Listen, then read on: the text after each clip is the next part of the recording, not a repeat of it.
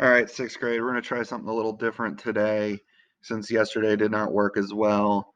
So I'm going to have you watch these YouTube videos of me teaching the lesson, kind of.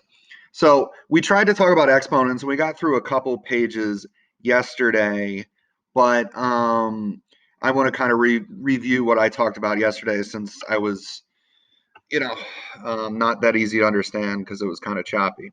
So we're talking about exponents to start here. And we have 6 to the second power. And we could think of this as 6 to the second power, or we could think of this as 6 squared.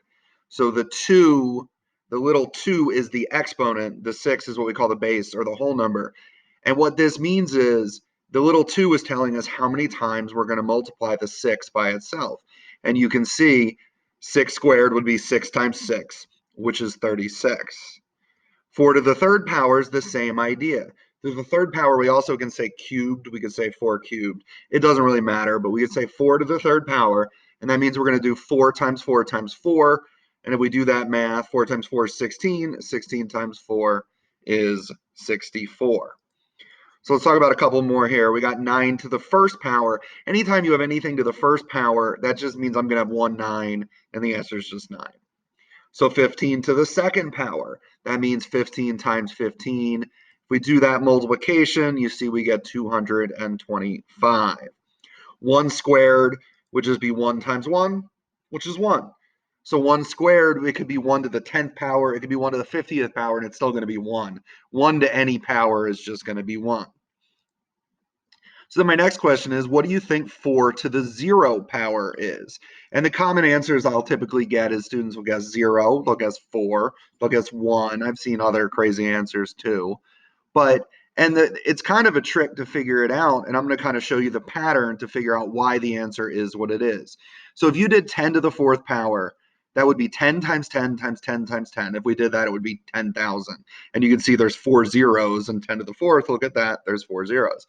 10 to the third, 10 times 10 times 10 is 1,000, and you can see there's 3 zeros. 10 to the second power, 10 times 10 we know is 100. 10 to the first power would just be 10. And I think you can see this pattern going. 10 to the 0 power is just going to be 1. What if we did the same thing with 2? 2 to the fourth power, 2 times 2 times 2 times 2 is 16. 2 to the third power, 2 times 2 times 2 is 8. 2 to the second power would be 4. 2 to the first power would be 2. 2 to the 0 power would be 1. And we can see the pattern there. You're dividing by 2 each time, and it's again, it would be 1. And 4 would be the same thing. You'd 4 to the fourth, 4 to the third, 4 to the second, 4 to the first. You can see each time we're dividing by 4, and we end up with 4 to the 0 power 1. Notice each 0 power is 1. Anything raised to the 0 power is 1. All right, I'm going to stop the video there. That was part 1.